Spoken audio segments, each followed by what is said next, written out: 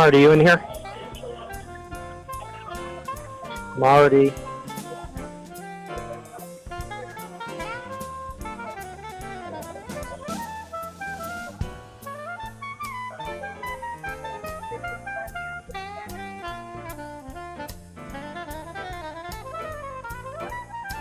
You in here, Marty?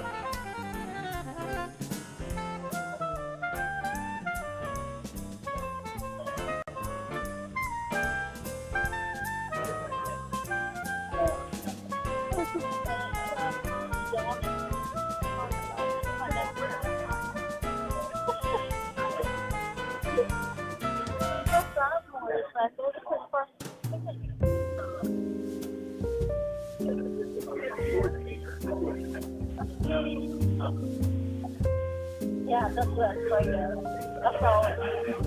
But we'll wait till the time to learn and then we'll get together next week.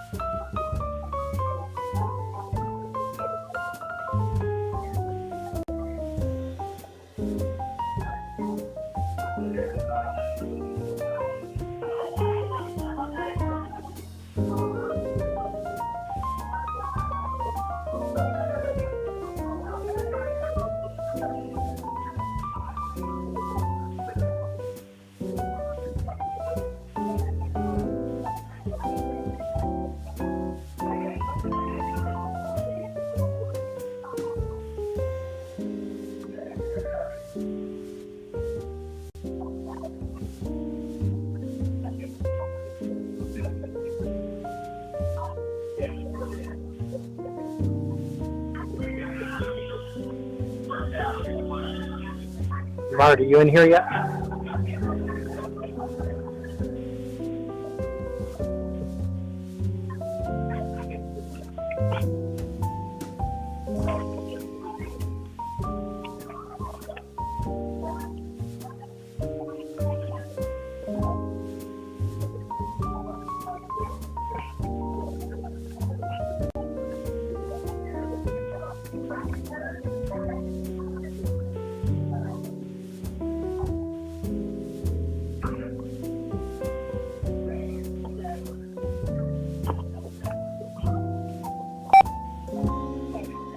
Is that you, Marty? Hey, Doug, it is. How are you?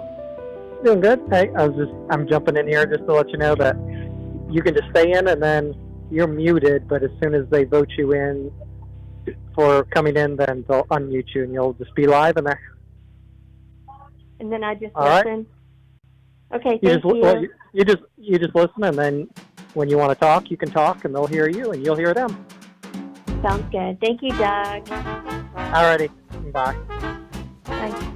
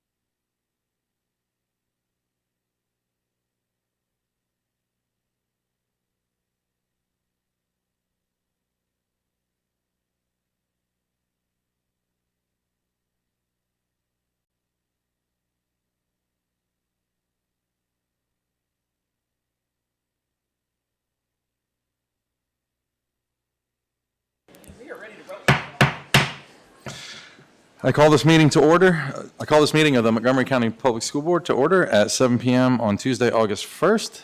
As you are able, please stand for the Pledge of Allegiance.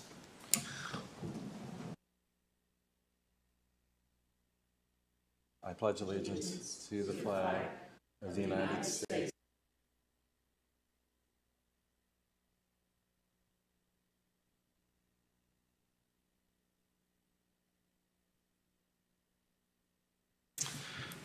Thank you, everyone, for being here tonight. As we begin tonight's meeting, I ask those in the audience to please silence your cell phones, because the cell phone notifications can be distracting to others in the audience and to the board up here as we do our business. All right, first item, adoption of the agenda. Do I have a motion to adopt the agenda? So moved. Second. I have a motion and a second. Any discussion? Mr. Drake, will you please call roll? Ms. Bond? Yes. Ms. Franklin? Yes. Mr. Hudson? Yes. Ms. Cass? Ms. Parton? Yes. Mr. Chewbacca? Yes. 6 in favor. Motion carries. Tonight, Marty Graham has asked to participate in tonight's meeting electronically as she is out of town. Do I have a motion to approve Ms. Graham's electronic participation? Second. Any discussion? Mr. Drake, will you please call the roll? Ms. Bond? Yes. Ms. Franklin? Mr. Hudson? Yes. Ms. Cass? Yes. Ms. Parton? Yes. Mr. Chewbacca? Yes. 6 in favor. Motion carries. And Ms. Graham is already on the line. Okay. Marty, can you hear us okay? I can. Thank you. Okay, great. Welcome. All right, next item on the agenda, we're going to move to honors, awards, and recognitions. We have the VHS Athletic State Champion Spring of 2023, and Mr. Husband is coming up to help us with those recognitions. Good evening, everyone. Mr. Superintendent, Dr. Superintendent, board members, thank you for the opportunity to recognize our VHSL Athletic State Champions from the Spring 2022-2023 season. Here to help us recognize our students are Auburn High School Athletic Director Paul Dominy, Blacksburg High School Principal Adam Simpson, Christiansburg High School Principal Shane Gwynn, Eastern Montgomery High School Athletic Director Kirk Litton. I'd like to invite them up at this time, please.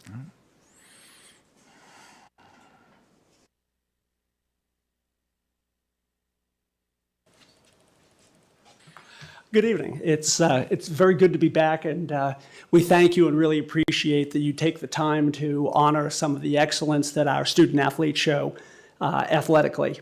The first group I'd like to invite up is the girls track and field team.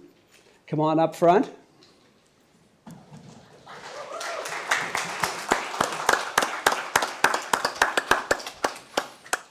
Auburn this year won 2 individual and 2 team state championships this spring, along with our 6th all-sport championship, now called the National Guard Cup, in the last 7 years.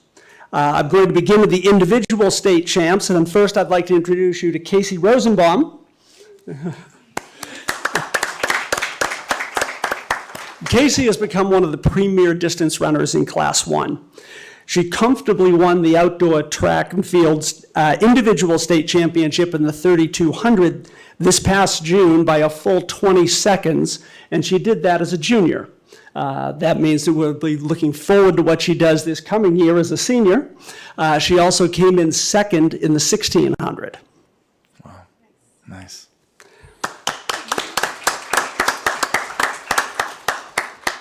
Our second individual state champion is Stacy Lewis.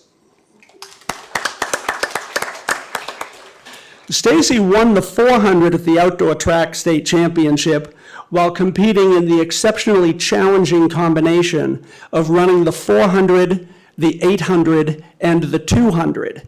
And those events all run consecutively with only the 300 hurdles in between them. Stacy is an all-around athlete who was also All-State for our state runner-up girls soccer team this spring. And she was a starter for our state championship volleyball team. Wow.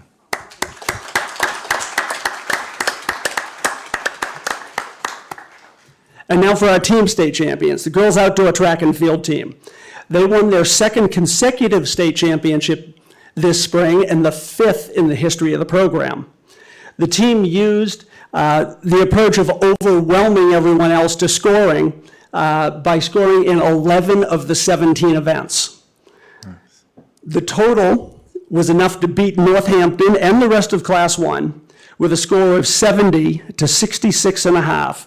This was the closest of the 5 state championships that we've won. It came right down to the last event, and the girls came through there to secure the state championship. Nice.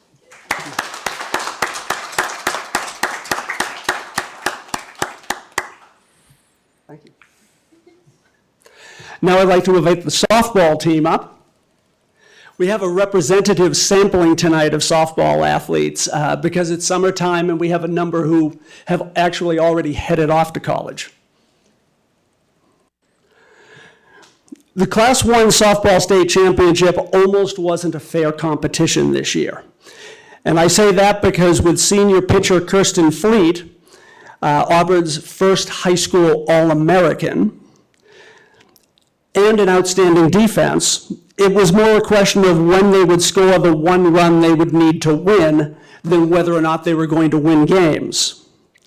After winning district and region championships, they defeated Eastside 4-1 in the state quarterfinal, and then won consecutive 1-0 games in the state semifinal and final, with both runs being driven in by Avery Zuckerwar, who's here tonight.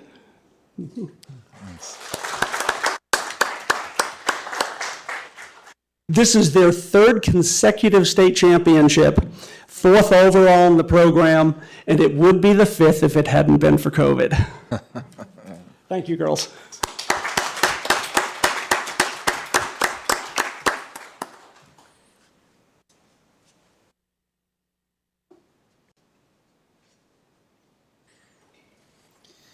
Good evening, school board members and Dr. Bragan. It is my honor and privilege to present to you state champions for Blacksburg High School for spring of 2023. Unfortunately, our student athletes and our coach were not able to make it this evening, but Coach Howard, our track coach, has left some comments that I'd like to read to recognize our student athletes.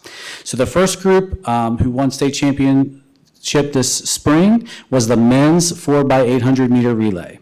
And this team was comprised of Miles Wilson, Zach Davis, Eli Sterling, and Connor Rutherford. And Coach Howard says this was the race of the century. He says our relay came from behind on the final leg run by Connor Rutherford to win by 1/100th of a second over Atlee. Connor ran the number 2 fastest 800 meters in school history, clocking a time of 1 minute and 52 seconds, which is a half mile in under 2 minutes.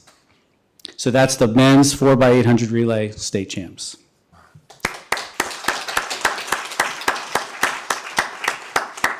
And we also had individual men's 3,200 meter, which was won by Connor Rutherford. In this race, Connor was over 50 meters behind the leader with 1 lap to go in the race.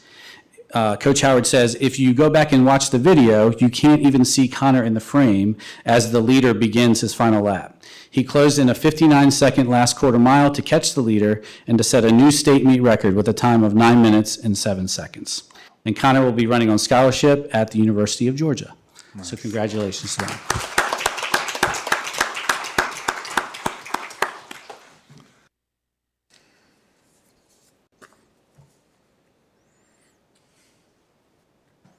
Good evening, board members and Dr. Bragan. Thank you for allowing us the time to recognize these well-deserving student athletes for their accomplishments this evening.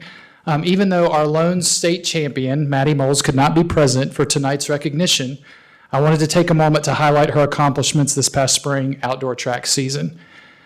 She finished the year winning her 4th consecutive state pole vault title in the 3A classification. She's won 2 indoor and 2 outdoor. She also finished as the new indoor and outdoor record holder for Christiansburg High School, with her highest mark in the pole vault being 12 feet 6 inches. She will be continuing her academic career by attending JMU and competing as a part of their indoor and outdoor track team as a Duke. So thank you to Maddie for allowing us to be part of her successful journey. And thank you all again for tonight. Thank you.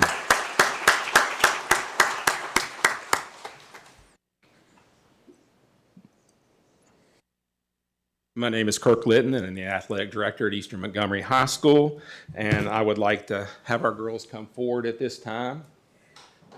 This is our girls soccer program.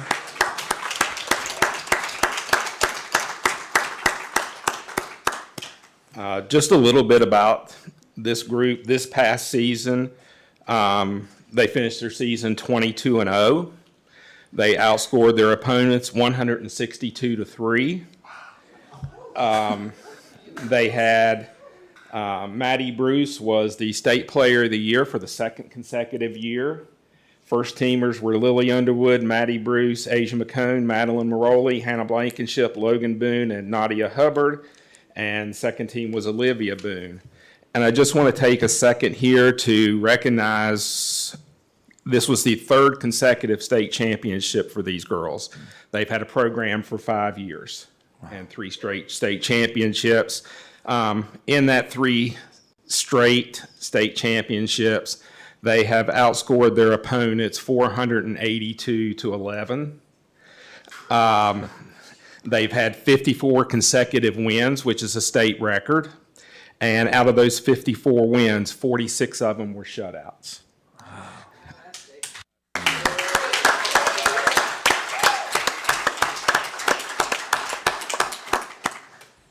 We'd also like to congratulate the other schools and the athletes from those schools who represented not just their schools, but Montgomery County. And as you've seen tonight and heard, the amount of success Montgomery County has had at the state level.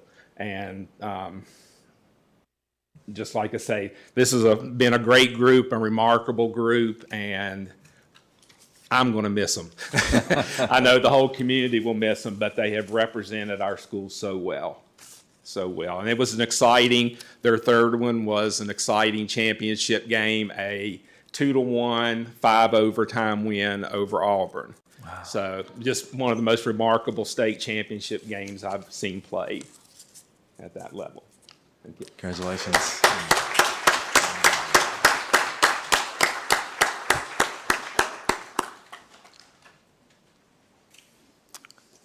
All right, if that is it, is that it? We're going to take a 10-minute break. We'd like to give the board an opportunity to come down and congratulate these athletes that came out tonight. So we'll take a 10-minute break and meet you guys out in the back. Thank you.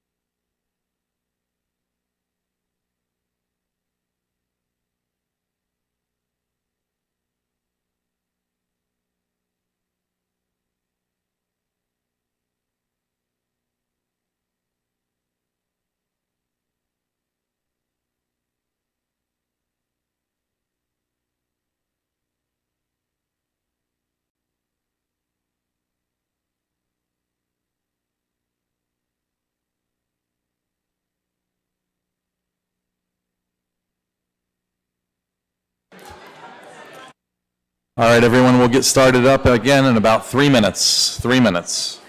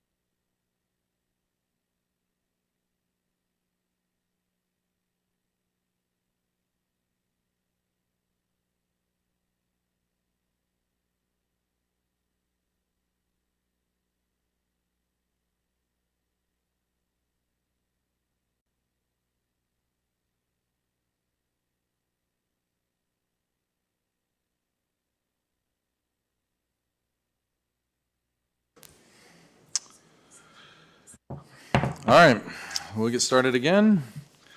Marty, are you still with us? I'm here. Okay, great.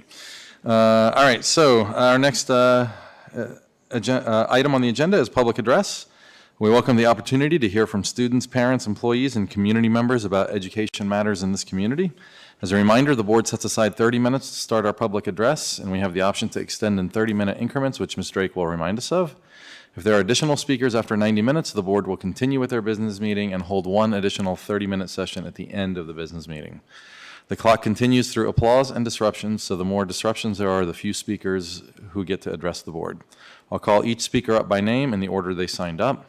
Each speaker will have 3 minutes to address the board. The board doesn't respond to speakers during public address, and the screen will show when the speaker has 30 seconds remaining and when time is up.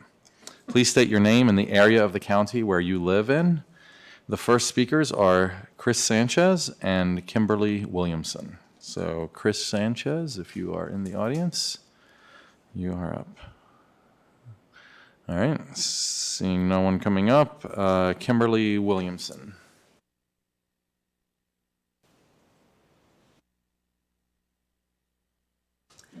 I'm Kimberly Williamson from Christiansburg. Jesus loves you. Jesus is in love with his creation, which is each one of you. Being born male or female is your birthright and your inheritance.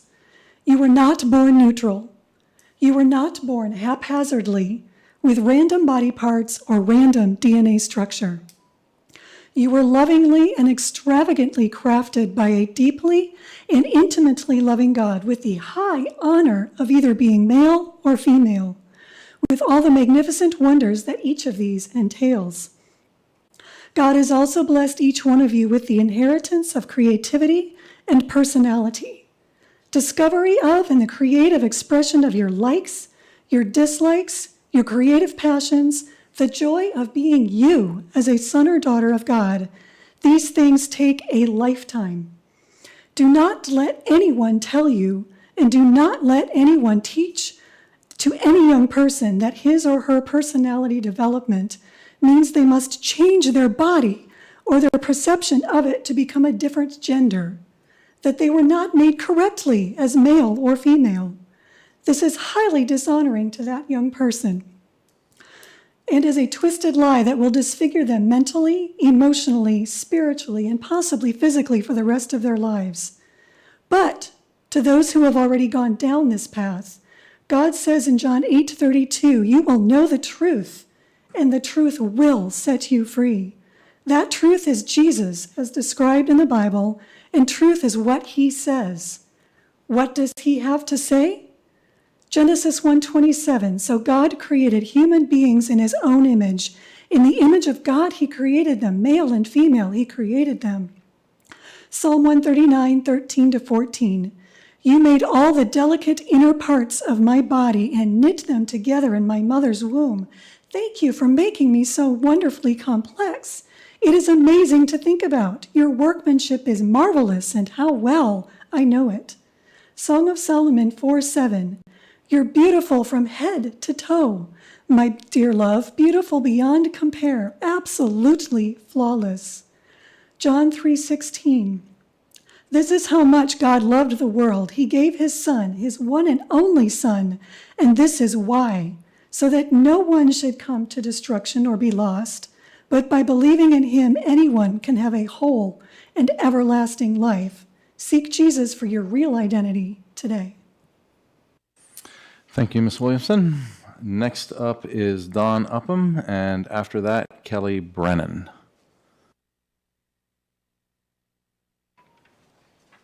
Good evening, Board and Dr. Brennan.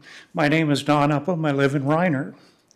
Tonight I'm quoting again from the first and primary textbook used in the schools in this land for nearly 200 years. From Genesis chapter 18 of the Bible, verse 17, just prior to the destruction of the cities of Sodom and Gomorrah, the Lord Yahweh said, shall I hide from Abraham what I'm about to do? Since Abraham will surely become a great and mighty nation, and in him all the nations of the earth will be blessed. For I have chosen and known him, so that he may command his children, teach them with authority, and his household after him, to keep the way of the Lord by doing righteousness and justice, so that the Lord may bring upon Abraham what was spoken about him. And from Deuteronomy chapter 4, beginning with verse 39, Moses shares, know therefore today and take it into your heart that the Lord, he is the Lord God in heaven above and on the earth below. There is no other. So you shall keep his statutes and his commandments, which I'm giving you today, that it may go well with you and with your children after you, and that you may live long in the land which the Lord your God is giving you for all time. And then this piece from Virginia history. Here is the declaration made by Robert Hunt upon the first landing at Cape Henry, Virginia, April 29th of 1607. We do hereby dedicate this land and ourselves to reach the people within these shores with the gospel of Jesus Christ, to raise up godly generations after us, and with these generations take the kingdom of God to all the earth. May this covenant and dedication remain to all generations as long as this earth remains, and may this land, along with England, be evangelists to the world. May all who see this cross remember what we have done here, and may those who come here to inhabit join us in this covenant and this most noble work that the Holy Scriptures may be fulfilled. From these very shores, the gospel shall go forth not only to this new world, but to the entire world. And one more quote from the first textbook, Psalm 22, 27 through 28. All of the ends of the earth shall remember and turn to the Lord, and all the families of the nation shall worship before thee. For the kingdom is the Lord's, and he rules over the nations. And finally, Proverbs 3, 5 through 8. Trust in the Lord with all your heart, and do not lean to your own understanding. In all your ways acknowledge him, and he will make your paths straight. Do not be wise in your own eyes. Fear the Lord and turn away from evil. It will be healing to your body and refreshment to your bones. Thank you, Mr. Upham. Next up is Kelly Brennan, and after that is Corolla Haas.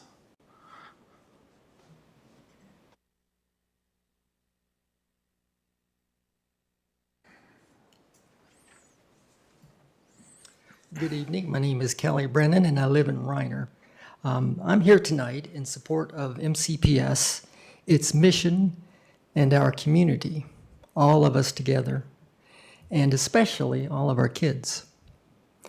Indeed, that is what this undertaking is about. It is a reflection of the love and aspirations we have for our children. It is a recognition of the love and care that every child deserves and needs in order to flourish and grow into a capable, competent, responsible, and compassionate adult. Tragically, not every child in this community gets that love and care. I firmly believe that it is our collective responsibility to ensure that all our children get what they need and that our school system has the responsibility to reflect that value. As I have shared with you in the past, I am the parent of a recent graduate of an MCPS student who is also non-binary and a member of the LGBTQ+ community. And as I have said before, I am truly and deeply grateful to all those people within MCPS and beyond who helped get our kid across the stage, diploma in hand. Speaking of the stage, I am repeatedly impressed and inspired by the courage, tenacity, compassion demonstrated by the students who come before you to share a glimpse of the challenges and trauma they endure daily within MCPS and within larger society because of their sense of self. From my own experience, I can attest that these are kids, like all kids, striving for acceptance, understandings, and making their place in the world. Nothing more, nothing less.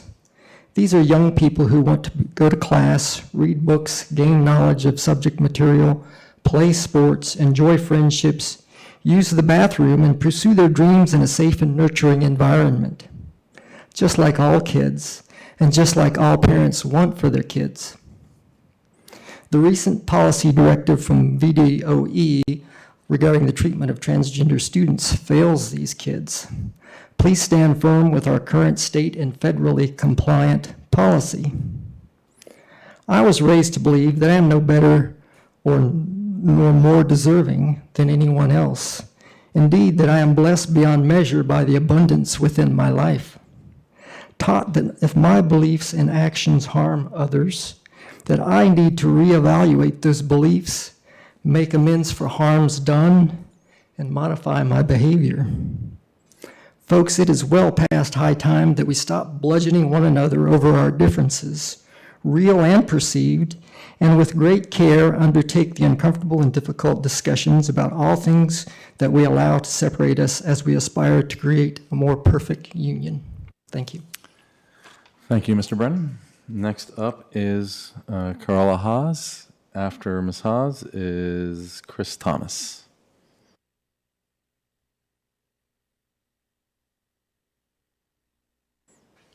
Thank you. I'm Carola Haas from Reiner, Virginia. I first wanted to say I'm so excited about bids for the Christiansburg High School, and I really appreciate all that you all have done to get us there. It is such a needed addition to our community, so I'm really excited that's going forward. And secondly, I'd just like to say that, you know, for the folks whose religious beliefs are steeped in intolerance, you know, however you can navigate that in your own family and your own community, I wish you luck. But it's not something to bring into our schools. You know, there are many people who have deeply held religious beliefs against any medical treatment whatsoever, right? But I wouldn't come here as a member of that community saying any athlete who's ever gone to a doctor should not be allowed to compete with our students because it's an unfair advantage. It wasn't their God-given nature. If they'd had, you know, a broken leg set, or if they took medication, or if they wore glasses, right? You know, we all modify our bodies in ways that with our families and with our medical care, we think makes sense for us. So I hope that we won't demonize people for getting the care and the respect that they need. And I hope that we won't take steps like I just read in the newspaper about Botetourt County. They made it illegal for high school students to go to the public library, that every child has to have a parent with them to go to the library, that you couldn't study after school, you couldn't do your research for your paper on the weekend unless one of your parents goes in there. And so, you know, I mean, maybe there are some parents that feel so incapable of raising their own children that they need community support. And we have community support, right? There's social services for that if you need that.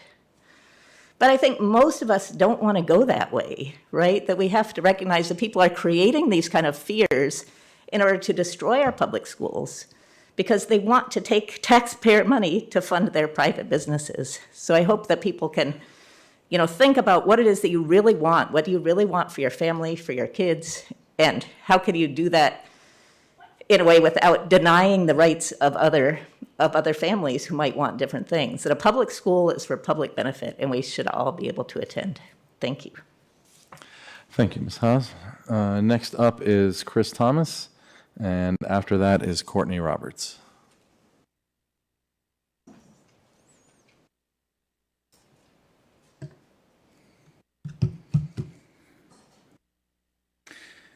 Members of the board, I'd like to remind you of a little history. Back when this board was considering the adoption of then Governor Northam's model policies for transgender students, my friends on the right stood up here and wrung their hands about the possibility that their daughters might be asked to use the same restroom as a transgender girl. That is to say, a person with a penis. Your policy allowed them to opt. Excuse me for a sec, Mr. Thomas, sorry. Can we reset the clock? We're having a technical issue. Oh, okay. The time on my clock that he had started so that I could keep track of the 3 minutes. I promise it's 3 minutes. We were taking care of it, I promise. I'll let me know then. That is to say, a person with a penis. Your policy allowed them to opt for a private, non-gendered bathroom, but they objected anyway. Most of the objections centered around the fears of an on-campus sexual assault or rape. And I understand this concern. As the father myself, it's hard not to worry about such things. But I'm not naive enough to imagine that someone who would force themselves on my child would be deterred by a bathroom sign that says, biological girls only.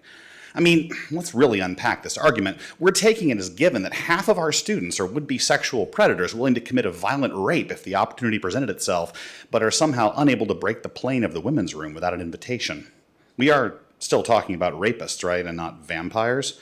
In any case, my friends on the right predicted a rash of sexual violence and rape and fire and brimstone, rain of toads, all the usual stuff, and you'll note that really none of that has come to pass. I mean, we've seen some families up here in front of this board complaining about sexual assault or sexual harassment in our schools, but to a person, those complaints have been about cisgender students. Not a single one has had any problem with a transgender student in a bathroom aligning with their gender identity. Not one. But you don't see Moms for Liberty up here eating crow. You don't see the leadership of our local Republican Party admitting that their doomsaying was nonsense. Instead, you see them, and you saw them at this board's last meeting, doubling down on their discredited fear-mongering and lamenting that the MCPS board has caved to the LGBTQ agenda by, and I know this will be hard to believe, including single-stall bathrooms in the Christiansburg High School renovation. You know, single-stall bathrooms. Bathrooms where your daughter will never have to use the restroom with someone of a different gender than her because she'll be alone in there. Bathrooms where it's impossible to sexually assault another student because there's not room for two people. Bathrooms where students can't be harassed, photographed, bullied, beaten, or mistreated in any way because they don't have to share them with anyone. Members of the board, I know you're under a lot of pressure from a lot of people who are asking you to roll back transgender protections, and I know they're all predicting the usual: rape, sexual assault, maybe even a rain of toads. But I want you to remember that we've been here before. You worked hard to create a policy and even build a school so that no one would have to share a bathroom with anyone who made them uncomfortable. And they stood up here and condemned you for it. As Miss Franklin said, in the 1950s, it wasn't about the water fountains. And today, it's not about the bathrooms. Thank you, Mr. Thomas. And next up is Courtney Roberts. May I have just a minute, Mr. Chewbacca? Sure. Let's get this timer reset so that everybody can see.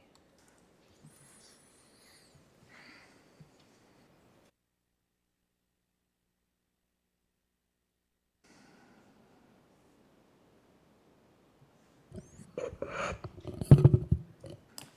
right, we should be good to go. Thank you for your patience. Okay, thank you.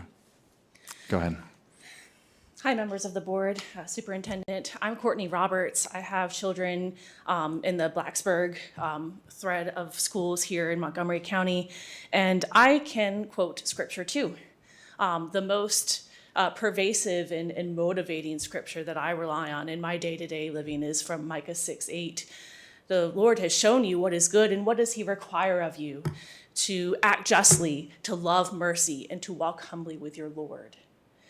As I try to practice that in my own life, I find it very rewarding to participate in my local church. I've been a Sunday school teacher for the Blacksburg Presbyterian Church Youth Group for the past year.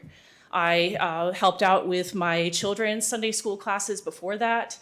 I've helped out in the pre-K room even. Oh my goodness. And a chill goes down my spine when I think about what I hear being suggested and at times even outright stated, that for some reason all of these scriptures and all these beautiful passages, I love Micah 6:8, should be somehow guiding you in making your decisions and what you impose in our schools. These schools are for everyone. We are not a theocracy. We see theocracies in other parts of the world that are doing terrible things to education for parts of their citizenry. There are whole halves of society in Afghanistan who do not get an education at all because of religious beliefs. Their religious beliefs, and frankly, my religious beliefs, have no place here. You are to be guided by what is best for the students. And what is best for the students is that everyone feels safe and feels comforted and feels welcome when they're receiving their education. I'm asking you to therefore stand firm. Stand firm on your existing policies. Do not adopt the new policy from Governor Youngkin, and keep up the good work. Thank you. Thank you, Ms. Roberts. All right, seeing no other speakers signed up, public address is closed. Moving on to consent items. If no one wishes to move an item out of consent, we will consider those items approved. And then on to financial reports, payment of the bills. Do I have a motion to approve the payment of the bills from the 22-23 fiscal year as presented? Second. I have a motion and a second. Ms. Drake, would you please call the roll? I need just 1 second. Okay. I've got to add Ms. Graham back into the meeting.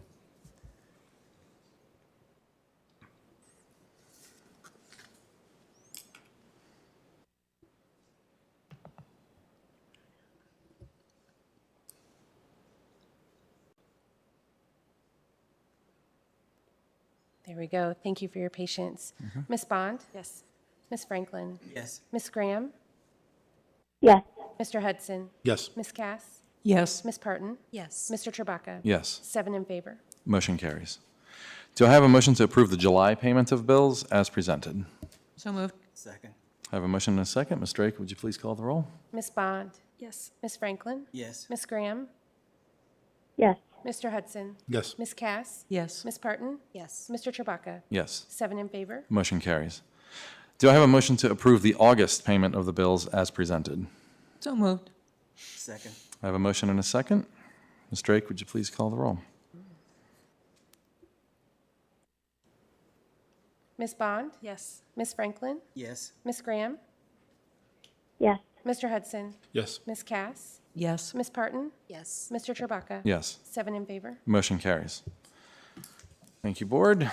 Next, on to our business meeting. We'll start with a report from the superintendent. Dr. Reagan, the floor is yours. All righty. Thank you, Board Chair Trebacca. It feels like it's been a long time since we've been here, so it's nice to be back. Start out with some good news, Christiansburg High School addition.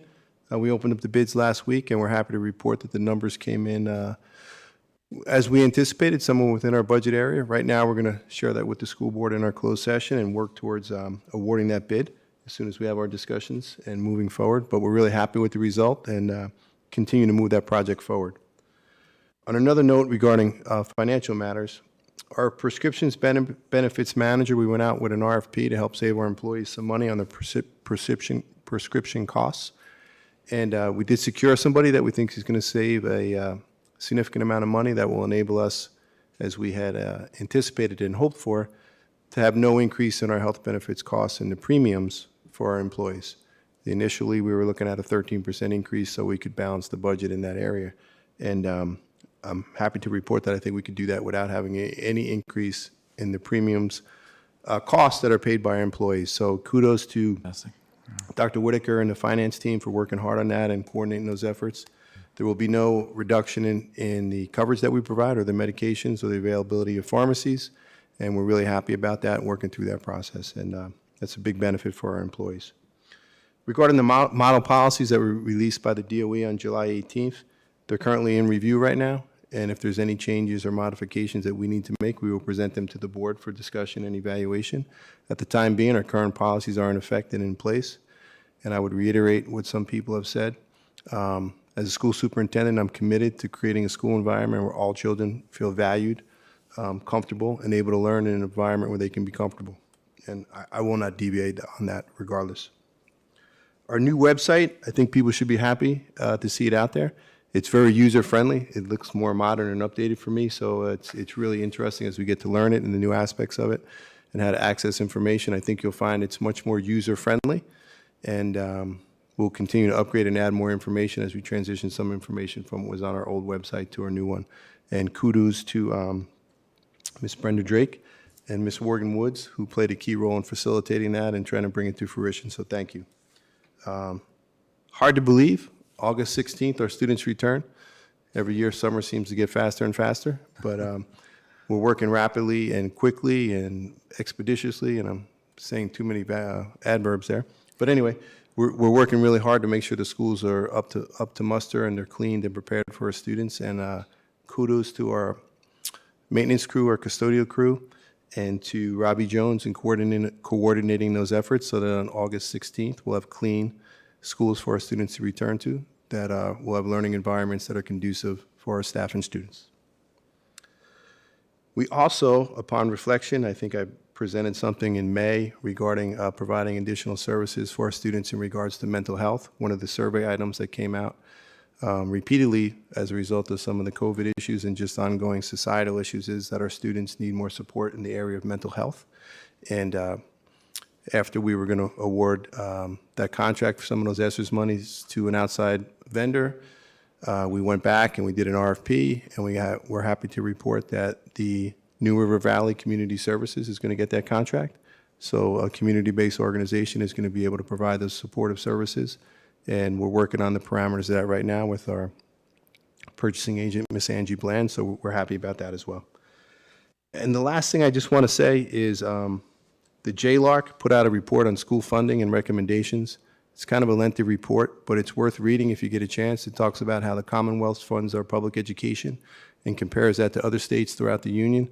I think you'll find it interesting, and I think the recommendations are something that over time we should look at and maybe advocating for with our legislators. I think that's all I have, Board Chair Chewbacca. Thank you. Okay, thank you, Dr. Bragan. Next on the agenda is student school board representatives. These representatives are approved each year, and we have a list in front of us in board docs that represents the students who applied and were selected by their principals to serve with our board this coming school year. These students will receive training at the August 15th school board meeting. So do I have a motion to approve the student school board representatives as Alexander Jobst from Auburn High School, Lishu Wang from Blacksburg High School, Jomanna Amin from Christiansburg High School, and Naomi Ramos Mendoza from Eastern Montgomery High School? Second. Okay, I have a motion and a second. Any discussion, board? I'm looking forward to. Yeah, excited to meet the new crowd. Yeah. I feel like every year the student representatives become a little more vocal and a little more participatory in our meetings, and so that's good. It's a good trend to see. So, all right, when you're ready. Ms. Bond? Ms. Franklin? Ms. Graham? Yeah. Mr. Hudson? Yes. Ms. Cass? Yes. Ms. Parton? Yes. Mr. Chewbacca? Yes. 7 in favor. Motion carries. Next, the annual school crisis plans were sent to us via email, and tonight we're asked to certify those plans are complete. Do I have a motion to certify the completion of the school crisis plans? So moved. Second. I have a motion and a second. Do we have any discussion, board? All right, Ms. Drake, will you please call the roll? Ms. Bond? Yes. Ms. Franklin? Yes. Ms. Graham? Yeah. Mr. Hudson? Yes. Ms. Cass? Yes. Ms. Parton? Yes. Mr. Chewbacca? Yes. 7 in favor. Motion carries. Next item, 22-23 year-end reports and carryover funds. Dr. Bragan, you want to give us a little information about this one? Sorry about that. At this point, we were going to ask Ms. Miano to come up and talk about that.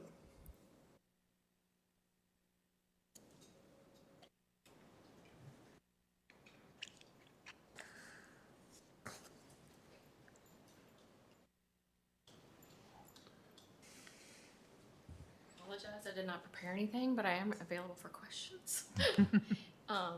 The biggest thing, I think, is the noting that we're transferring some of the funds to the health insurance fund. I believe Dr. Bragan had mentioned that at the end of last year. The other note is that the Patron grant is going to be moved into a different fund instead of into the school operating fund. Okay. Questions? How about explaining what the carryovers are? What are we moving over those funds that were in the middle of this year? We didn't pay all those out, the POs. Want to explain that a little bit? That's the next one, the encumbrances. All right. The encumbrances are just the commitments we have to make purchases before the end of the year, and the invoices didn't come in. So we pay for those in the next fiscal year with the carried over POs. And then as far as the carryover funds, what are the I don't have this up in front of me. Is the carryover funds, wasn't there something about the health insurance on that? Is it itemized out for us? It is. It's listed Okay. on there separately. It was about $997,000. Okay. So what we had to do is I can't remember the numbers off the top of my head, but there's a small portion that we got in additional revenue that we had not anticipated receiving. We have some expenditures that we did not spend of part of our appropriation. So those numbers added together equal what our total carryover is. A lot of that is grants that we received. For example, there's a $125,000 grant on there. We received it on June 29th.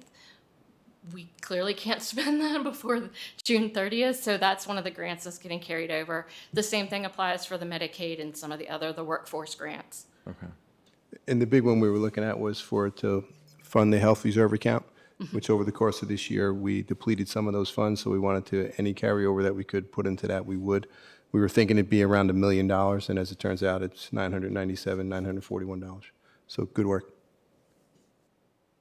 Okay. So it's nice to see that these were grants that were carried over, because when folks see $2 million, almost $3 million, they're like, so you didn't use the money you had, but that's not the case. So it's nice to see that it was coming from grants and not that we didn't use all the money that we needed. Any other questions? Okay. Do I have a motion to authorize the superintendent to submit the supplemental appropriation request to the Board of Supervisors for carryover funds? So moved. Second. All right. I have a motion and a second. Any further discussion, Board? Ms. Drake, would you please call the roll? Ms. Bond? Yes. Ms. Franklin? Yes. Ms. Graham? Yes. Mr. Hudson? Yes. Ms. Cass? Yes. Ms. Parton? Yes. Mr. Chewbacca? Yes. 7 in favor. Motion carries. And then the next item, of course, is the 22-23 encumbrances. Is there anything else that needs to be said about those? Dr. Brady? I believe that's what we explained when Okay. I asked that question at a turn, and Okay. Ms. Miano did No problem. a very Yep. good job with it. Good. All right, so do I have a motion to approve the letter to the Board of Supervisors for a reappropriation of open POs from the fiscal year 2022 to 2023 to the fiscal year 23-24 for school operating and nutrition budgets? So moved. Second. Any further discussion, Board? All right, Ms. Drake, will you please call the roll? Ms. Bond? Ms. Franklin? Yes. Ms. Graham? Yes. Mr. Hudson? Yes. Ms. Cass? Yes. Ms. Parton? Yes. Mr. Chewbacca? Yes. 7 in favor. Motion carries. All right, next up, we have a presentation, community eligibility provision. Yeah, at this point, I would ask Ms. Michelle Knott to come up. Knotts, I'm sorry, not to be confused with Danny Knott. Our supervisor for school nutrition is going to explain to us our CEP program. Thank you. Chair Chewbacca, board members, Dr. Bragan, good evening. I'd like to provide an overview for you of what is called the Community Eligibility Provision, otherwise known as CEP. So the requirements for qualification for CEP is individual schools must have at least 40% students that are directly certified for free meals, meaning they did not fill out an application. They're directly certified through the DC list, SNAP, or TANF. So if a school qualifies for CEP, all students receive free breakfast and free lunch each and every day. Applications are no longer required at the CEP schools. There, of course, is no meal debt that would be carried in CEP schools. And claim reimbursement, it becomes very simplified, much more streamlined process for claim reimbursement. Most CEP programs see an increase in participation and in revenue. The qualifying schools for the 2023-2024 school year is East Montgomery Elementary School, East Montgomery High School, Shawsville Middle School, Price's Fork Elementary School, Falling Branch, and Montgomery Central. And what I hope you see in front of you, I hope you're able to see that, is this is a worksheet that's provided to us by the VDOE. I worked closely with our representatives, and this is an estimate. And what we did is we looked at all of last year and took total meals, and we, as you can see, we grouped all of the 6 schools together, and we kind of did a comparison and looked at what traditional claiming provided, and then we compared that to what CEP claiming could provide. So on this workbook at the top, we are anticipating an increase of breakfast of 11% and an increase in lunch at 10%. And quite frankly, honestly, I think that's pretty modest, and we can certainly do more than that. On the top portion on the left is our breakfast in the traditional claiming method, and on the right, it shows our total meals claimed. And then underneath, it shows, as I mentioned, the CEP claiming method. Ultimately, it comes down to a side-by-side, and you see the numbers there in front of you, that the estimated increase in reimbursements, if we use the CEP method, is an increase of roughly $36,500. So what are the next steps? Communication is absolutely imperative here, so we have already steps in place to make sure that we over-communicate to the households and the community about the 6 CEP schools. Program support from our administrators, our teachers, our principals, because the true key success to CEP is participation. There seems to be, I think, a misnomer out there that a CEP school just makes money because everybody eats for free, and that indeed is not true. Only a certain percentage of children, which is called the ISP, Identified Student Percentage, those meals are what is reimbursed at the free rate. Everything else is reimbursed at the paid rate. So there's definitely some risk here, and that's why we did our homework with the worksheets, because just because you may qualify for 40, you may have 40% or a little bit more, 41, 42, 43. Yes, you may qualify to get into the program, but it may not make financial sense when you work through those numbers. And if obviously there's a loss in the program, it would need to be funded through the general fund, I'm assuming. So I'm wildly excited about this program. I know Dr. Bregan is a huge supporter of this program, such as my whole team. Honestly, it's new territory for me because I did not have schools in my past 15 years that qualified to get in this program, but I'm really excited and happy to support it. We're going to do everything we can to just generate that excitement and get the participation needed in these schools. Are there any questions that I might be able to answer at this time? So what are the factors that would cause the participation to increase? Why would that be? Factors to cause it to increase? Mm-hmm. Well, no matter what program you're on, National School Lunch Program, CEP, food is food, and quality has got to be first and foremost. It doesn't matter if you're giving it away for free. Kids, all of us eat with our eyes. So it's very important that, you know, those standards are withheld, and I'm working very closely with TNG, our contracted food service company, to make sure that none of that is diminished by any means. So it's the quality of food, nutritious food, fresh food.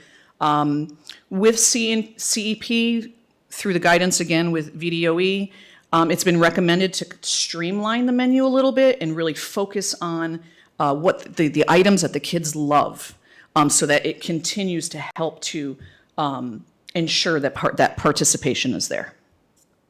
And we may want to look at some different models too, in the sense where maybe there's going to be some schools where we can introduce some carts and do grab and go carts as the children might be coming in the entrance ways. Just looking at it in a different way to create opportunity and maximize participation. So as far as getting the information to community, are you reaching out to groups and organizations in the community to help, especially in the areas in the schools that would be, that are qualified?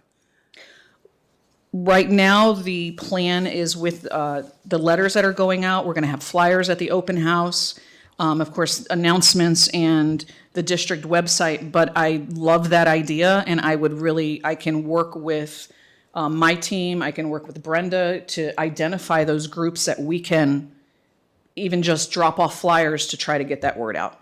Thank you. Just on that, Ms. Franklin, we're working closely with Ms. Drake on our communication. It's going to be a team approach and strategic, because we do think it's really important to get that information out there for two reasons. One, we want to make sure all our families are aware of what's available, and this is a great effort to reduce any type of food insecurity we may have for our children. And we're taking it at a district level communication, all on, using all the methods we can. So any areas you think we should hit, we will definitely do that to get that information out there. It's really important. And if I could ask you a question, Mrs. Knotts. The participation rate for our meals on average across those 6 schools right now is about 55%. Is that Correct. accurate?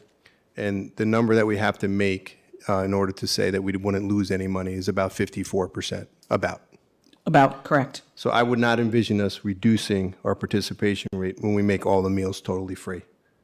Is that accurate? Yes, it is. They would have to be really bad. Really bad. And I don't anticipate that. We've been there. Thank you. You're welcome.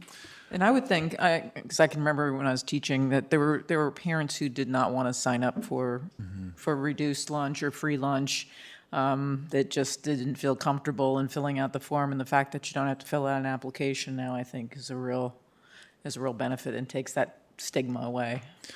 I mean, yeah, I think every article I read on this topic during and after the pandemic, when all of our schools and many other schools across the country went to full free lunches, was incredibly positive. And I guess, so my question, I don't want to cut anybody else off, I'll circle back, but my question is, if, let's say that we do have a situation where it goes down to 52% or 50% or 45%. So we have to then provide a little bit of funding. I'm assuming it's not a step function, right? If you're at 53%, you might have to put a little bit of money, a tiny bit of money in, right? It's possible, yes. And if you're at, 20%, you'd have to put a lot more money into it, probably. Correct. So with that in mind, I mean, I honestly, so let me ask you, what's the duration of this program from we apply to be part of it? Do we apply for 3 years, for 1 year? How often can we change our? You apply for a 4-year period, but you have the option to terminate the program if we so choose to after any given year. Okay. Within that 4-year period. What if where I'm going with this, I'd love to see it expanded, actually. And, and obviously I haven't dug down into the numbers the way that you guys have, but I think, it would be interesting to know, because one of the things that we had one parent who was real passionate about this, and I'm glad she reached out to us and was pushing for this too. But one of the things I think that she said is that the state said you can group schools together. So you can take 2 or 3 of these schools and then group them with maybe a different school, let's say in Christiansburg or in Blacksburg or whatever, that's not yet part of the program. Now, I guess the reason we wouldn't want to do that is because maybe you would fall below the participation rate, maybe not, but by how much, I guess, would be my question. In other words, if we could do this district-wide or almost district-wide for, you know, a few $1,000s. Like, my goodness, like, why wouldn't we? So I guess I'm okay with where we are right now, just moving forward, this being the first year that we're doing it, but. May I clarify? Okay. If yeah, I sure. could? Yeah. That's exactly what we did, Chair Chewbacca. We grouped the 6 schools together. Okay. The reason being is, you know, we had a total of 8 schools in our district qualify by just being over the 40% free and reduced. We took the highest 3 schools, and when I say highest, I mean by the ISP, the Identified Student Percentage, and we grouped it with the next 3 below that to get us to, so what it does is it will average the ISP, because it's looking at it as a whole now, these 3 schools. Yes. And we group that together to get it right where we feel we can teeter a little bit, but we're still going to be okay. So that is exactly what we're doing. And it is our goal too that we can get through this year and say this worked out exactly how we were expecting. This didn't work out so much, and we're going to learn from it. And hopefully we'll be able to continue to add maybe another school. Can you make adjustments like in a year or 2, or do you have to wait until the 4 years is up? No, you can make an adjustment after 1 all right, year. so that's Yes. great. So I mean, I Yes. think, you know, I'll be off the board probably the next time, but I mean, I think you did exactly the right thing, given your inputs were basically, don't lose any money, right? But Yes. I would challenge the board to think about, what would we pay, you know? If the inputs to your equation were, you know, if we can get 3 or 4 more schools, whatever, you know, $5,000, $10,000, whatever the number is per school to get to free lunch for those 2, then you might group things a little bit differently than when you go back to the drawing board. So anyway, I think it's something for us to think about. I'm sorry, I didn't mean, did anybody else have anything to add? Okay. Thank you very much. Thank Ms. you. Knott. All right, next up, staffing update. Ms. Widener. For this, we have our interim HR director, Dr. Amanda Widener.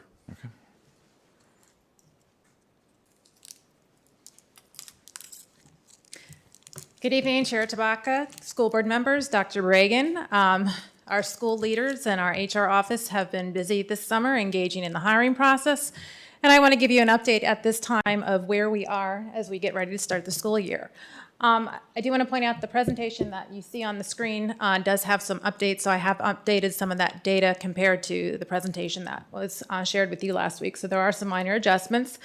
The first chart there is a comparison just to show where we are today versus where we were about a year ago. So you can see the vacancies that were listed a year ago.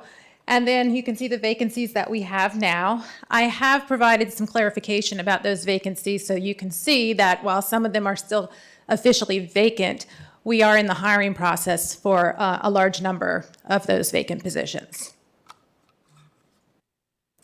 And then I've broken it down in more detail for you so that you can see specifically where each vacancy is. So these are our administrator vacancies. I did want to point out, because I've not reported to you since early on in the summer, but in the summer we did have some vacancies that we have filled. So you'll notice that our coordinator of special education, our director of secondary education, and our principal positions at both CHS and CMS are filled. I think you're aware of that, but I just wanted to point those out. And then we are in the process of either in the hiring process or accepting applications for 4 other administrator positions. In elementary, we have those positions listed. So currently we do have 2 classroom teacher positions. There were 3 listed last week. So 2 of those were filled, and then unfortunately we did get a resignation today, but we do have 1 candidate in the process there. We have an open reading specialist, library media specialist, 2 school counselors, 4 special education teachers, and a speech language pathologist. But again, some of those positions we are in the hiring process for. And that reading specialist position, which can be a hard to fill position, we do have a substitute who's fully licensed who will be starting the year at that school while we continue to look for qualified individuals. At the secondary level, you can see the specific positions that we have open. And I will note that we've made a lot of progress over the last few days in secondary. I think the information that was shared with you last week showed 14 vacancies. So we've reduced that number considerably, and we are also in the hiring process with many of the open positions that are listed.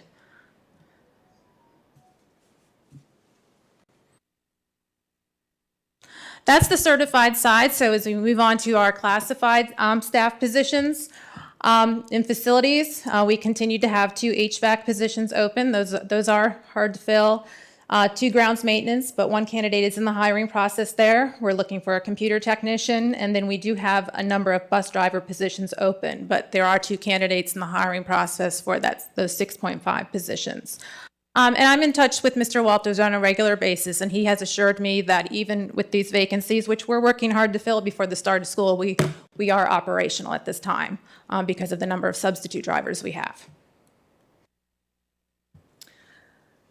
Continuing on with classified employee vacancies, we've got a couple of administrative assistant positions, 2 floater nurse positions, which we are in the hiring process for, 3 instructional aide positions, a preschool aide, a virtual lab aide, and a number of special education aide positions. We'll be working diligently over the next few weeks to fill as many of those as we can, and we currently do have 5 candidates in the hiring process there. And then we also have an open music therapist position. We have a number of lunch recess aide positions that we're filling. And again, I know a number of our principals have been actively looking at candidates, and there are 2 in the hiring process right now. 2 lunch aide, 1 recess aide position, 5 custodian positions with 2 candidates in the hiring process at the elementary level. And then we do have a larger number of custodians at the secondary level. Part of the reason for the higher number of custodian positions is that with the budget that was approved, we did add 4 additional custodian positions. So because of the increased square footage at CES, at CPS, at BES, and then Blacksburg High School was also given an additional position. So we had 4 new open positions to work on filling this summer in addition to our vacancies. But again, I'm in touch regularly with Robbie Jones, our custodial manager, and she looks at applications every day, and she's interviewing every week. So again, we're working diligently to try and fill those. As Dr. Bragan indicated, our teams have been working hard to make sure that our schools are clean and ready to meet our students. And then just a quick update on where we are with substitutes. So we have deactivated substitutes who were not active last year. So currently we do have 360 active substitutes. 25 of those are new substitutes that we brought to orientation this summer. And then we do have, of those 360, 22 are RIHIP substitutes, meaning those are retired teachers who are working for us as substitutes. So what questions can I answer regarding staffing? So bus drivers, how much lower would we have to go, or would there have to be, before our technicians would be back on the road? So I know last year we got to a point where we had about 10 openings, and at that point our technicians were driving on a regular basis. So again, it depends on the availability of substitute drivers. That plays a role. We do have a number of regular substitute drivers, so it depends on their availability. So that number can fluctuate day to day, But with this many vacancies, I mean, there is the possibility there could be days that we're tapping into the use of those individuals as drivers. Okay. Thank you. And as far as our custodians, glad we added those new positions, but then we have to fill them. So I know there was some discussion about the hours, especially for folks working in the evenings. Has that gone anywhere? It has. So during the summer hours, we shift everybody. They're working the 410s mostly during the day. We do have a number of custodians who are working overtime this summer to make up for the shortages. So when the school year starts and we go back to needing to have evening custodians, we can't move our entire evening staff earlier because of things that happen in the buildings at night, particularly in our secondary buildings. The buildings run in some cases with sporting events until 9, 10 o'clock at night. But we are able, particularly in buildings where there's numerous custodians, we are able, and Robbie's working on this in terms of rotating it, where we can provide an opportunity for an evening custodian every week to shift their hours earlier. So we are working to shift some of those hours, but it's not, we can't be operational and move all of our evening custodians to a starting time of, let's say, noon.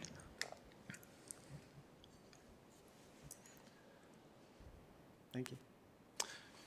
Any other questions, comments, board? I'll say that I like that second slide. I like seeing the comparison in where we were, a year ago.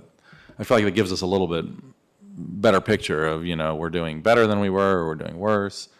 These numbers are kind of small. I mean, when you look at the percentage of total vacancies, both last year and this year, compared to the number, like for example, compared to the number of certified staff that we have, anyway, those are less than 1%. Now we're at maybe 1.5%, if I'm doing my math right.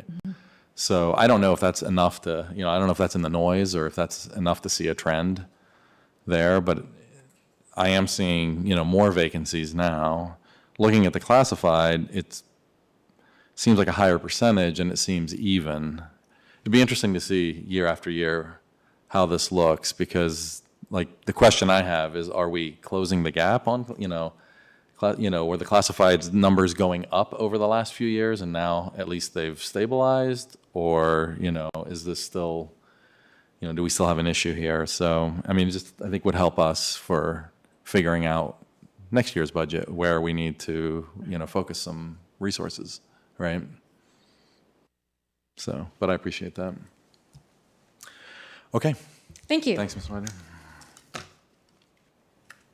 All right, let's see, next on the agenda is the school board retreat. So we've just wanted to put something on the agenda to be able to discuss this. We've tried twice now, I think, to have a school board retreat, once this summer board and again this fall, and we've thrown out lots of dates, and I don't think we're finding at least overnight weekend dates that work. And so, as I have emailed to you all individually, that I think we need to either compromise on how we do the retreat or possibly consider skipping the retreat this fall and letting the new board in the spring attempt to do one, but it's whatever the board's will. I've thrown out some ideas, so I'll let you guys go ahead and discuss. Who wants to go first? Don't make me call on you. Go ahead, Dana. So I think originally I had shared with you, Chair Chewbacca, that I felt like even though I know we're getting to the end of a year and a term as far as an election. However, I still feel like we have important issues that we need to discuss and deal with as a board. I know everybody's super busy. I totally understand that, and I do realize that there are some fiscal, issues going on as well. So, and then I think I came back to you after talking to some other people that had maybe suggested that since we are so close to the end of the year, and we do have possibly 3 new board members coming on, that we wait. So I'm going to be honest, I'm kind of in the middle right now. And you know me, it's hard for me to make a decision, but I'm kind of torn. I feel like there are things that we should meet about and discuss just because we've just had so much going on and more coming. A school year's getting ready to start. We still have other issues we need to deal with. I think it's good when we can get together as a group as a retreat because I think it's a different setting for us, and I think we can talk and we can kind of brainstorm and get things done that we maybe can't do in the short time that we have a meeting or a closed session. So I would still technically be for trying to maybe find time for a retreat. I understand if other people don't have time for it, maybe we could figure out a way to shorten it or something that would be more desirable or applicable to people's schedule. But so far right now, that's kind of where I'm at. Yeah, I'll jump in real quick. I definitely would love to see us do a retreat with this board before the elections, regardless of what happens. At least 3 people we know are leaving, and a lot of knowledge and experience there. I think there's value in us kind of getting together and working through some of those issues and just enjoying that time together. So I'm definitely, all these options that you presented, I mean, I can make any of them work. So I don't know what the obstacles were for other folks, but let's try to figure it out. Yeah, what are the basic obstacles? Is it the weekend? I think it's just the will of the board, you know? I mean, I think originally, Not everybody wants to have a retreat, you mean? well, no. I mean, so I threw out, when we were having trouble initially getting dates, I think I threw out and I even volunteered myself, look, if I'm the only one that's not available, y'all go ahead and have the retreat without me. So obviously we could have a retreat, you know, something has to give. So one thing is you could have a retreat with 6 board members instead of 7. I know that's not optimal. The other option I think that I threw out was that, and Dana mentioned it, we could shorten, instead of doing an overnight retreat, we could try for only one of the days, although I'm not sure that would buy us anything because I'm assuming people are gone for the weekend.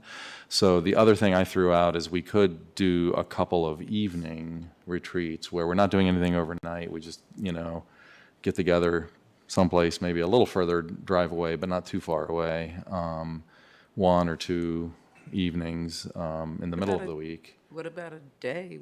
Is there a day where everybody could maybe take one day? No. You have Tuesdays. Tuesdays. For anybody else. Well, yeah, obviously, I'm just saying you take off a day from work if I had to. I mean, Yeah, I mean, obviously harder for people to do so, but if it's the will of the board, kinda we thrown can, that we can throw that out as an option as well, so.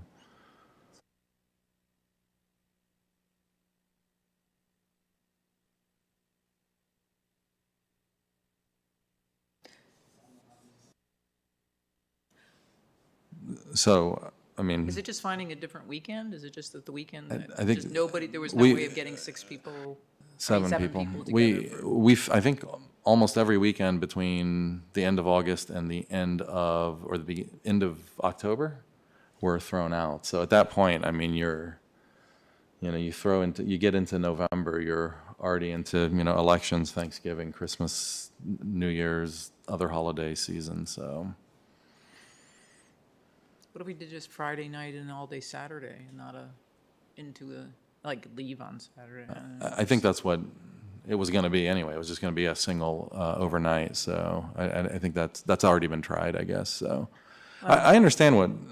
Well, I'm going to just say one thing that's kind of sad is that I've been on the board now. This will be my 4th year, and I've had 1 retreat in 4 years. That's very unfortunate. We only had the 1 last year. Other than that, we had daytime meetings, and they weren't really retreats. I did not call that a retreat. We sat in the ops center like it was a board meeting.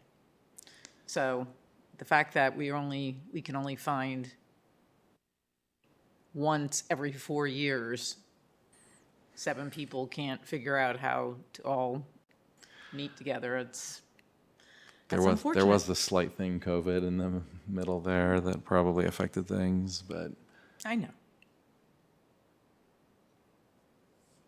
Jamie, did you want to say I something? was just going to say, for me, you just have to overlook, I know I didn't answer, but July just had a couple deaths in the family and 2 people out of work. And to be honest, last thing I did was check my email a whole lot. I'm going to be honest. But I really, other than this weekend, I've got plans. I don't have any plans. I don't go and do, because I can't hardly take off. That's my thing, just because I, like every other business out there, shorthanded and, get in there at 8 and don't stop till 6. But I've always been willing to do like a half a day on Friday and take off a Saturday, because I work Saturdays. And so, unlike a lot of people, but I am willing to sacrifice that, and I don't have any plans. So mine is clear, and it usually always is. I'm usually not the one that has a problem. So other than Yeah, and I don't think that's, I mean, I don't want to, it's okay. I will say right now that it's okay that we all are busy. I think it's okay. You guys know my feelings on that. I think it's great that we have board members that have, that have kids, that have active lives, that are, and if we had, I don't think any of us are retired, are we? But if we did have people who are retired, that would be okay too. I wish. But, the question at hand is, how do we move forward? And, the idea of a day off, and Jamie just said half a day off, I mean, that I think would be a lot easier to do, maybe a half a day along with an evening or something like that. I would even do that 2 days in a row if we needed to, kind of get more of the retreat feel. I don't, something has to give. So we're not going to have an overnight retreat probably, but, I'm for trying to find the next best thing, because I do think that there are some things that we would benefit us to get together and discuss.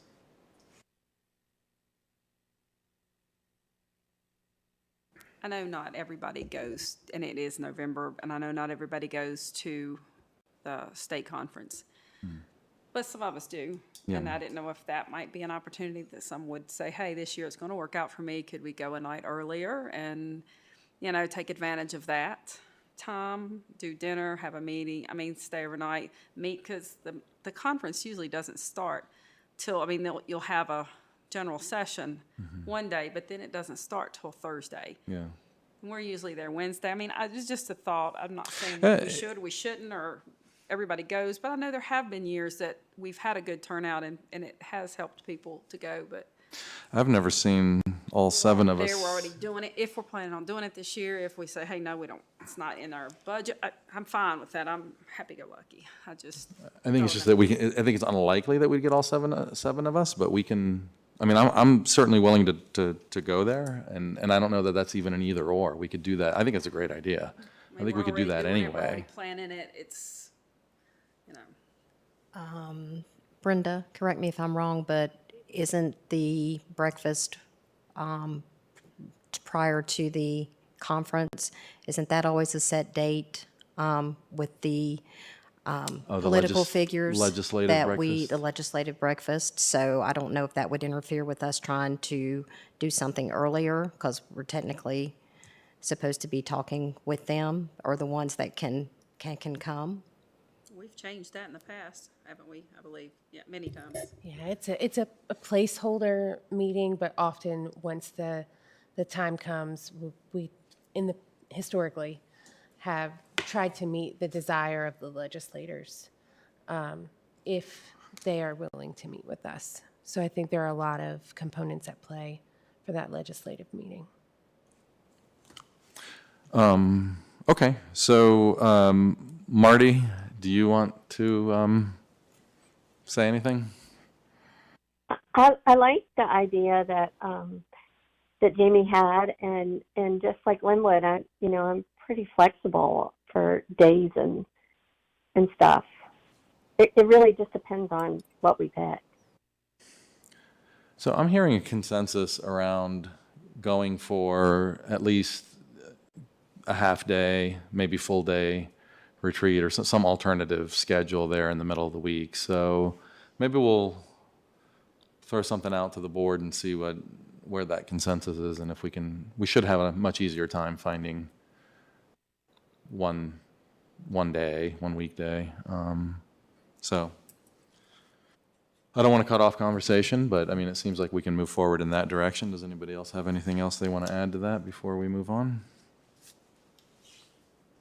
I'm all for that, if it does mean that more people are able to attend, because I do think it's important that all of us be there if we can. And if we can't, we certainly understand.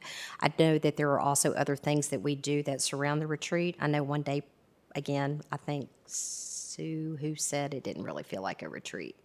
That kind of cuts out on our, I know we have business to discuss, but, a retreat is also supposed to be part of a bonding time and for us to spend together as a board. And I think that we just grow with that personally, and we kind of feed off each other, and good things come out of it. So I'd be for the day, but it kind of concerns me that I don't know if it's enough time.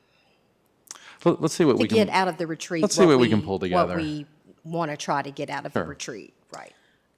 Just throwing out an option, but if we did a retreat in November, you'd actually could have your new people too.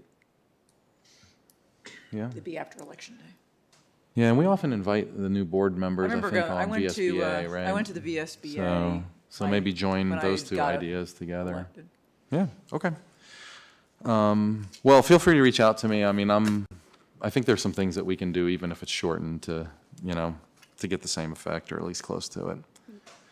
All right, next item on the agenda is board board meeting procedures. So this is something that Penny brought this up last time under new business.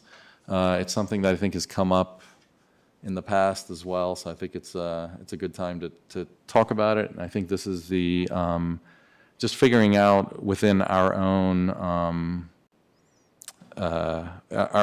agendas how to have sections, how to basically have an opportunity for board members to talk about maybe something that's already been talked about, kind of maybe a catch-all, for certain things, without having to bring something up under new business. I think we used to do it under unfinished business, is where we would bring up, anything, maybe if we'd already voted on something and somebody didn't want to bring it up again for discussion or a vote, but just wanted to say something about it, that was the opportunity to say something. If, some stuff had been said in public comment, maybe that somebody wanted to make a comment on, that was the time to do it. And then for a while, we had board reports. We kind of got rid of those. I guess, I don't know if maybe they were dragging on a little bit too much or something. But, the question is basically how do we want to move forward? According to Robert's rules, doing what we were doing under unfinished business is not what unfinished business is for, but there are meetings and we can put an old business, or we can bring back a board reports type of thing or something like that. So, this is something else I've been thinking about. I do think that we should, support doing something like this. I do think that if we do, that we should probably have it be timed or somewhat, controlled a little bit, by the chair to just kind of keep things moving. So I'll open it up to you guys for discussion on that.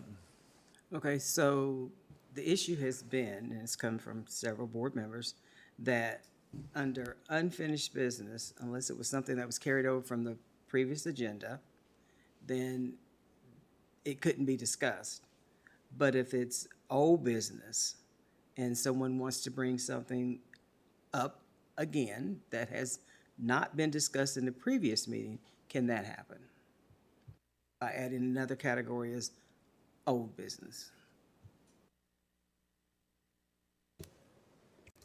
This is not about board reports. This is about business of the board. If you all can talk, and Ms. I Drake. can just have a few minutes to research that. Oh, sure. And Yeah. I'll chime back in. And I agree with you, Ms. Franklin, that should be the focus.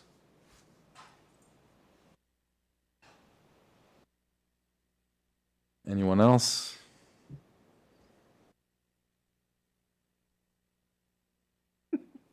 We have to talk amongst ourselves to give Well, them the time. I'm curious to hear what you guys all think about this. I mean, this is our opportunity to I was always a little discuss. confused as to what, didn't it used to be old business? I think it was always called unfinished business, but I think we treated it as old business, and that's the I thought problem. I remembered it being old business.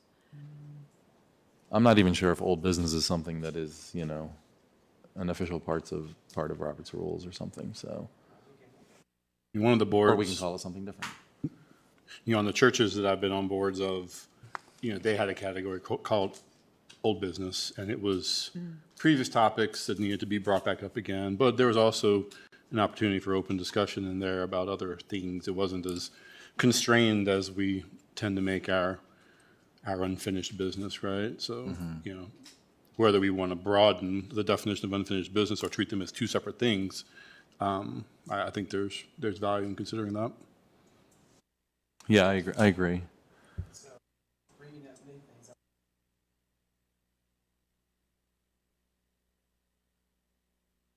I guess I would like to understand like an example, and then what we would be looking for an outcome with that.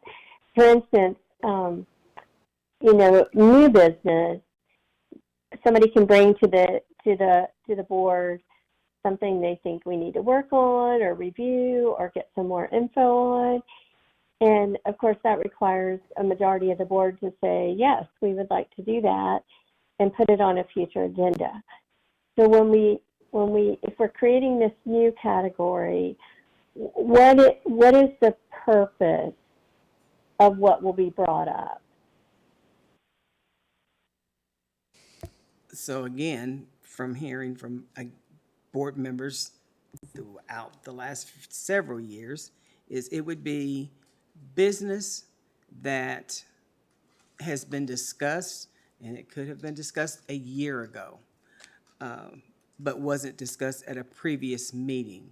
Something that we wanted more information about, we wanted to go back and revisit because there was no resolution, to be brought up at that meeting to see where we are with that.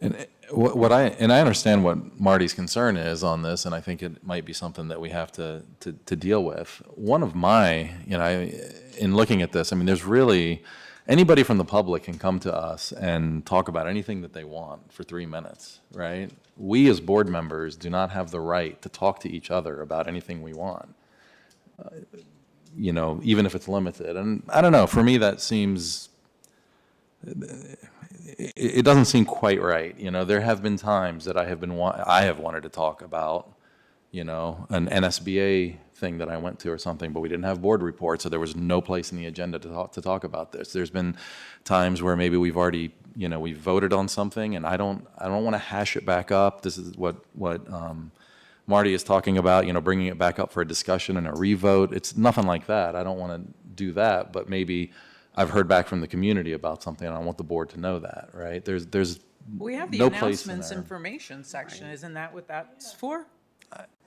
I don't think so.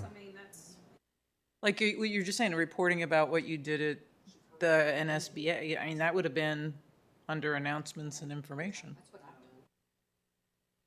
I mean, I think we started using it that way because there wasn't any place else, but I don't know that that's what it was meant for. So it used to be when board members went to a conference or some kind of training and there was information that they wanted to share with the board, then it was just, okay, I have some information.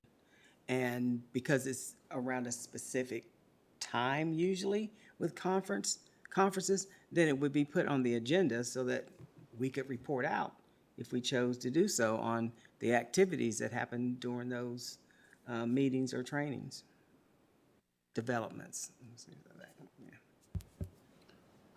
There's also not an opportunity to do discussion when you do, technically, when you're doing new business or you're doing an announcements and information. It's not supposed to be a discussion. It's just here's my announcement, Well, There's this meeting on this date, we're done, So. Isn't that what the agenda, when you want to bring it up, I'm sorry, Penny, I mean, No, go ahead. like, isn't that what the agenda's for though? So if there's something I want to talk about at the meeting, wouldn't you say I'd like to put something on the agenda to discuss? Well, and I was going to say, do we think that some of that direction went that way because we had so much on the agendas? Right. We just didn't have time for us to talk about, our things that we. Well, that's what happened. I remember when I hope that we're going back to that maybe now because that hopefully that agenda will be lightening up and we can start doing some of the things we used to do. But Yeah, the meetings were going to midnight. to midnight, 1 o'clock in the morning, the last thing I want to know is what you did what I in did, Williamsburg. I mean, I could care right. less at midnight, Right. They were no kind disrespect. and but- that's kind of because when I was chair, because there was so much going on, and we kind of got away from that because it was just too much on the agenda. I mean, you just had to really pare down the agenda, and really we started paring down even kind of presentations just because it was all becoming it was getting really long. Yeah, we had, But it- 20, 30 people with public address, and so those were long meetings. Bringing something up during, when we pass the agenda would require a majority vote in order to get it on the agenda. So that's kind of the problem there. If you get into topics that, maybe we're a little bit more divided on, I think the question then becomes, do you want...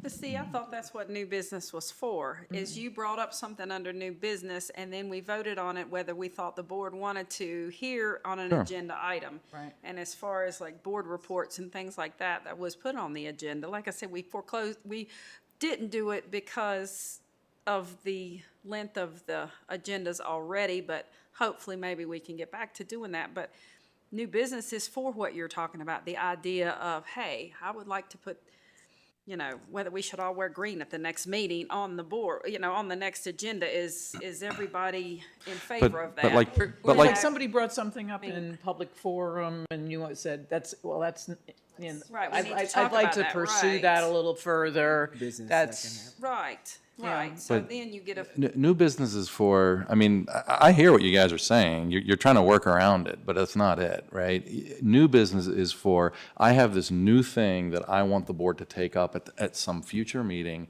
where we're going to discuss something, maybe vote on it or whatever. If you just want to reply to something that somebody had said, you know, in old business or something like that, there's not an opportunity to do that. That's all I'm saying. And what Penny said about this is there's a difference between new business that hasn't been brought up before versus old business, which we have talked about before. okay, so well, the same thing with re-putting the board reports back on a certain meeting of the month and just going by the things that we did at the retreats and saying, okay, nobody can yammer on for 5 minutes. It has to be, you know, say what you're going to say in 2 minutes. And you know, I mean, I hear you. I do a little research on some of the things I hear to find out what really, you know, and sometimes I want to make a comment, and sometimes when the meeting goes till 10:30, 11, I think, well, yeah, I ain't making no comment. So it's. Let me give you an example. I don't know if this is a good example or not. Penny, maybe you want to come up with a better example than this. But, you know, before I came on the board, the big topic was the time change, right? And the board voted on that on a pretty narrow majority, right? And then there was all this stuff happening in the community regarding it, right? If those rules had been in place at that time, if our rules had been in place at that time, you know, a narrow majority could have just shut you and others that had concerns about this down. You can't even talk about this publicly. You can't even bring this up, right? Now, I'm not saying I mean,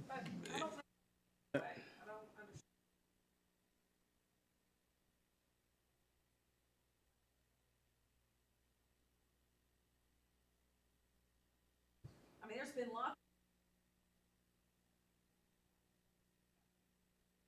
there. So I don't think we've had a real issue with that. I don't understand why we're hashing it now. But maybe I'm wrong. Penny, you brought it up. Do you want to explain your point of view on that? Let's talk about the start time issue. So yeah, it was brought up, and then it was explained, you can't do anything with it unless this happens, and it has to be the next year or something like that, with a new board convened in January. And finally, that's when it came back. So let me offer this suggestion. So I'm hearing boards members want to have more discussion among ourselves about things we've learned or whatever. So what about if maybe once a quarter in our work session, we come in and meet for a couple of hours early, and we're able to eat some food, so we're enjoying each other, right? And have some conversation about issues, and maybe to keep that to about 2 hours is we put stuff out there and say, okay, we're going to listen to this, or we want to discuss this during this time. And that way it's on a board meeting night, you know, it's not taking too much extra time, but it's giving us some time to, I hate the word, but bond, right? So, Come on, Penny. but just to have some time as board members to have more discussion about things that are not necessarily on the agenda, but, you know, Just to discuss. so that's just a suggestion about It is a good suggestion. together. Did you? All right, Miss Drake, I think, finished her. Thank you for your Search, yeah. patience. So Robert's Rules of Order does not have an old business category. Now, right now, your rules of order, you have that in policy. Policy 1-6.4 says that you will observe Robert's Rules of Order. You may adjust that policy to say all kinds of different things. We will observe Robert's Rules of Order with these exceptions, those types of things. Where you have, what I heard you talking about, the areas where things were tightened up, it was because we had to do a lot more research in Robert's Rules of Order. And then we would learn, oh my goodness, this isn't how that's supposed to work. We'd have to bring that to the chair, right? And then that would be communicated to you all. So you do have the ability to adjust your rules of order to create exceptions to that general document, right? And of course, the having that separate type of meeting, that would be a different environment completely and would fall in more of a retreat style. I'm not saying it is a retreat, but sort of that retreat style.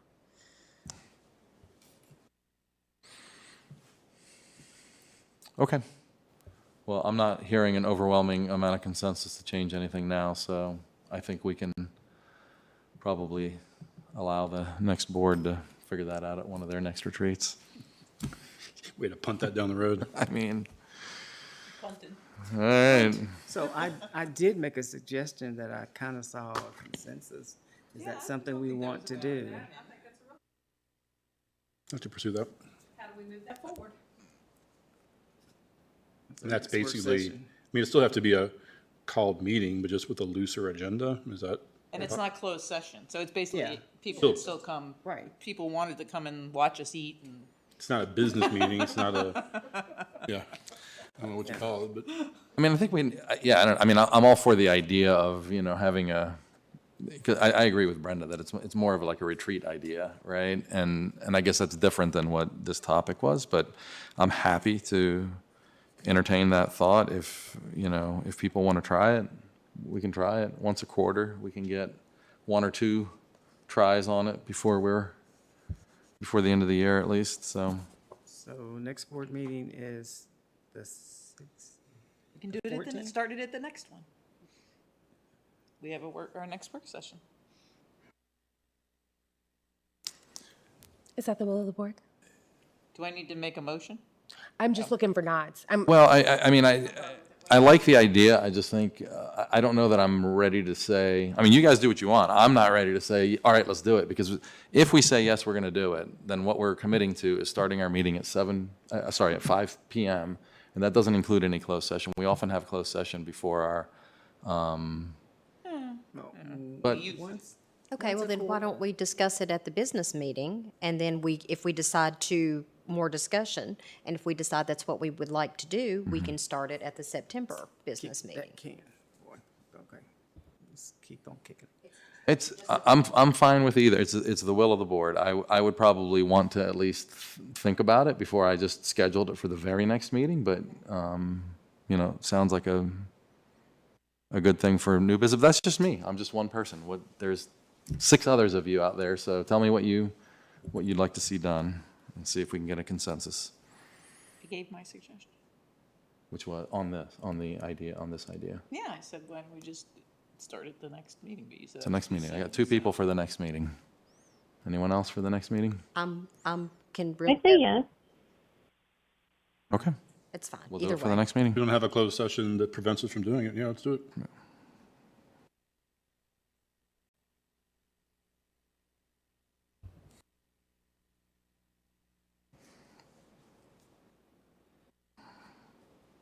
We're going to talk about it at the next. We're just going to do it. We'll do it. Okay. Anything else, board, on this topic? All right. Next is unfinished business. There are no items of unfinished business. New business, are there any items of new business, board? Hearing none, are there any announcements or information?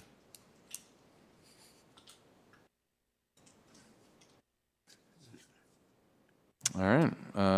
Upcoming school board meeting is online under agenda prep. At this point, we need to go into closed session. So do I have a motion to enter into closed session as authorized by section 2.2-3711 of the Code of Virginia to discuss 1 procurement matter and 3 student matters? It's personnel, right? 3 personnel matters. So move. Second. I have a motion and a second. Ms. Drake, would you please call the roll? Ms. Bond? Ms. Franklin? Yes. Ms. Graham? Yes. Mr. Hudson? Yes. Ms. Cass? Yes. Ms. Parton? Yes. Mr. Chewbacca? Yes. 7 in favor. Motion carries. We are in closed session, and Marty, somebody will call you. Dana will call. Thank you. Dana's calling me. Yes, ma'am, will do. Thank you.